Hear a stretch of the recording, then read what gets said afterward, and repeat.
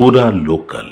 ఎందుకంటే ఇదే పవన్ కళ్యాణ్ గారు అధికారంలో రావటానికి ముందు మహిళలకి నేను అండగా ఉంటాను, మహిళలకు ఇబ్బందికరమైన ఏవి చేసినా ప్రభుత్వాన్ని నిలదీస్తాను, తప్పు చేసిన వారిని శిక్షిస్తానని మాట్లాడిన పవన్ కళ్యాణ్ గారు ఈ రాష్ట్రంలో ఎక్కడ మహిళలకు అన్యాయం జరిగినా ఈ రోజుటి వరకు నోరు తెరవలేదు. తప్పు చేసిన వారిని శిక్షించమని ప్రభుత్వం మీద ఒత్తిడి తీసుకురాలేదు.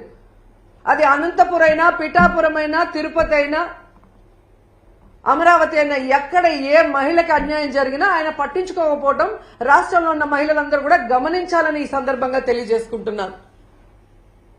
హోంమంత్రి గారుగా తన అధికారాన్ని ఉపయోగించి ఆడవాళ్ళని కాపాడాల్సిన అనిత గారేమో నా దగ్గర లాఠీ ఉందా, నా భుజాన గన్నుందా, నేనేం చేయగలను మాట్లాడిన గొప్ప వ్యక్తి. అలాంటప్పుడు మీకు చేత కాకపోతే మీరు ఫెయిల్యూర్ హోంమంత్రి అని తెలిసినప్పుడు ఎందుకు పక్కకి తప్పుకోవటం లేదు?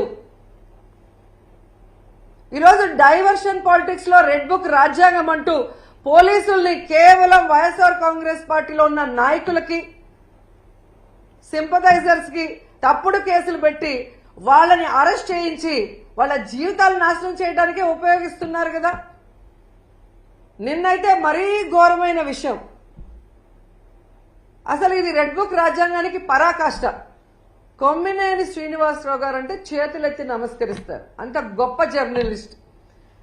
70 ఏళ్ల వయసులో ఆయన మీద ఎస్సీ ఎస్టీ తప్పుడు కేసు పెట్టి ఈరోజు హైదరాబాద్ నుంచి ఎలా మీరు తీసుకొచ్చారో ఈ రాష్ట్ర ప్రజలు అందరూ కూడా గమనిస్తున్నారు.